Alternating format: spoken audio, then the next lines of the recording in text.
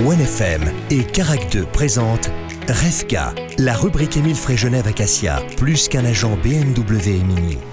Soyez les bienvenus dans la rubrique Émile Frey Genève Acacia, ici 23 route des Acacias, encore une fois pour cette émission spéciale depuis le showroom Mini avec Alexandre Farago, toujours avec nous, le directeur. Salut Alex. Salut, bonjour à tous. On est chez Stéphanie Brunner dans la partie qui le concerne, bien sûr, c'est le chef des ventes Mini. Bonjour Salut, Stéphane. Salut, bonjour à tous. Et David Rodriguez, le chef des ventes Opel, Citroën et DS. Bonjour à tous. Bonjour à Carole. Bonjour à tous. On va parler aujourd'hui, Alexandre Farago, des actions de rappel. C'est vrai que de temps en temps, les concessions font des actions de rappel. C'est quoi déjà et ça sert à quoi? Alors, ce ne sont pas les concessions, ce sont les constructeurs. Les constructeurs. Donc, on entend bien souvent dans les journaux que beaucoup de constructeurs font des actions de rappel. Et aujourd'hui, il ne faut pas prendre ça négativement, une action de rappel. Au contraire, c'est un gage de qualité où les constructeurs s'engagent à maintenir le produit. Lorsqu'ils s'aperçoivent qu'il y a une récurrence de soucis sur un véhicule, même si vous n'avez pas le souci, ils vont bien souvent lancer une action de rappel pour pouvoir refaire une remise à niveau pour éviter une panne ou un embêtement de la part du client. Et puis ceci, c'est franchement un gage de qualité, un engagement du constructeur, de tous les constructeurs, à maintenir la qualité du produit. C'est vrai qu'on peut parfois penser que c'est parce qu'il y a un problème, mais au final, c'est juste de l'anticipation. Bien souvent, on va dire qu'à plus de 90%, c'est de l'anticipation à un pseudo-problème qui pourrait arriver. Certains clients n'auront jamais ce problème, mais les constructeurs préfèrent anticiper. Les actions de rappel, on rappelle, c'est pas rien que pour les véhicules, c'est pour tout objet, mais il y a bien souvent une grande polémique pour l'automobile, mais comme je dis, c'est rassurant. Oui, sinon ça arrive sur les petits souris mis dans les magasins d'alimentation aussi, mais c'est souvent un peu moins grave. Voilà, donc Absolument. écoutez les voitures, plutôt écoutez ce qu'elles vous disent et les notifications aussi qui apparaissent lorsqu'il s'agit de faire des services. Alors absolument, donc lorsque votre voiture vous indique changer les plaquettes de frein, ne tentez pas le diable, changez les plaquettes de frein parce qu'aujourd'hui, tous les capteurs qui sont à l'intérieur d'une voiture sont très précis, n'est-ce pas Hervé? Et puis, ne vous dites pas, oui, j'ai une marge de sécurité. Non, la marge de sécurité vous est indiquée par le kilométrage restant et respectez-le, prenez rapidement contact avec votre garage, votre concession, pour qu'ils puissent faire le nécessaire rapidement. Comment sont justement les automobilistes? Est-ce qu'ils ont tendance à laisser un petit peu traîner? Est-ce qu'on est tous pareils? Est-ce qu'on procrastine généralement quand il s'agit de son véhicule ou pas? Alors, dans certains cas, oui, mais BMW Mini a trouvé la solution. En fait, si vous avez pris l'option nécessaire, donc nous allons vous rappeler, la voiture va nous informer qu'il y a un service à faire et nous avertissons le conducteur du véhicule en l'appelant, en lui disant attention, il faudra nous amener le véhicule, quelle date on prévoit. Certains oublient, n'est-ce pas Hervé? Mais en principe, ça fonctionne bien.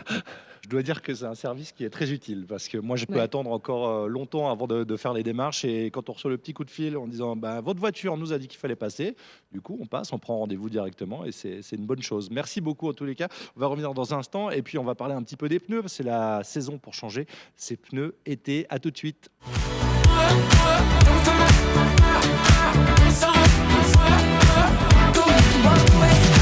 De retour pour cette rubrique Émile Frey Genève Acacia, depuis chez Mini, justement dans le showroom, où on va parler un petit peu, tiens, alors ça c'est un sujet qui concerne tout le monde, et pas seulement les automobilistes et les possesseurs de Mini, mais des pneus, puisque après les vacances de Pâques, c'est le moment où il faut enlever les pneus hiver pour passer aux pneus été. Il y a plein de choses à savoir et de règles à suivre, n'est-ce pas Carole? Alors justement, qu'est-ce qu'il faut savoir et quelles sont les règles à suivre, Alexandre?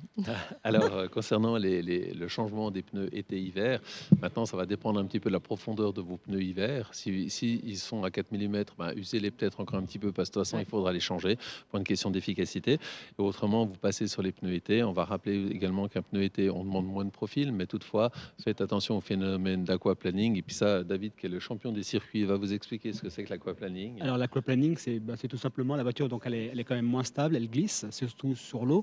Pourquoi? Parce qu'en fait, vous avez une couche d'eau qui se forme en fait entre le goudron et le pneu. Plus vous allez vite, plus cette épaisseur d'eau se forme. C'est pour ça qu'il faut faire très attention aussi à l'épaisseur des pneus, enfin l'épaisseur du profil. Pourquoi? Parce que le profil, c'est de 7 mm à 1,6 mm. Vous avez des témoins dans vos pneus et si vous atteignez ces 1,6 mm, vous avez forcément moins de profil et donc l'évacuation de l'eau, en fait, elle se fait moins rapidement. Très bien. Du coup, alors Comment ça se passe? Est-ce que alors, on utilise les pneus hiver hein, et on les amène jusqu'au bout si tant est C'est-à-dire que jusqu'au voilà. bout. À mon avis, il ne faut pas descendre en dessous de 3 mm. Très bien. Et puis on change nos pneus. Et alors, quels sont les conseils qu'on peut donner, Alexandre? Alors, lorsque vous allez acheter des pneus, évidemment, il y a toujours le prix qui rentre en ligne de compte. Toutefois, le prix, pour moi, est secondaire, étant donné qu'il faut tenir compte de différents indices, qui sont tant bien les indices de charge du pneu, Ouais. selon la fiche d'homologation, vous retrouvez ça dans la fiche technique de votre véhicule, ainsi que l'indice de vitesse qui va donner la résistance de la carcasse à haute vitesse, mais pas rien que, éviter un échauffement du pneu suivant si la voiture elle est trop lourde par rapport à cet indice, et surtout l'indice de charge. Donc, ne négligez pas ça. Pour les mêmes dimensions, on peut avoir différents prix de pneus, mais c'est surtout la caractéristique technique qui va déterminer le prix. Et c'est ça que vous devez être très très attentif. Regardez que ça corresponde vraiment à la fiche d'homologation de votre véhicule. Et pour toute marque, la fiche d'homologation, elle existe. Et on va rappeler que si vous montez les mauvais pneus et que vous allez au bureau des autos, c'est un point de contrôle et vous risquez d'être refusé si les pneus ne sont pas adaptés. En 2 mots, qu'est-ce que l'indice de vitesse, justement? L'indice de vitesse vous indique la vitesse maximale autorisée avec le pneu.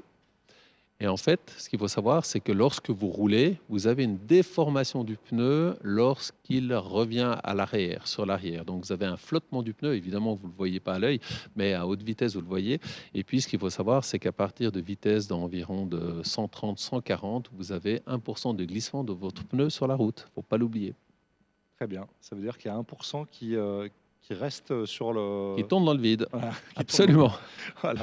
Merci beaucoup, messieurs. On va se retrouver la semaine prochaine, bien sûr. Et puis, on retrouve cette chronique en vidéo sur le Facebook de OneFM et sur Carac 2 à la semaine prochaine. Salut, Carole. Salut.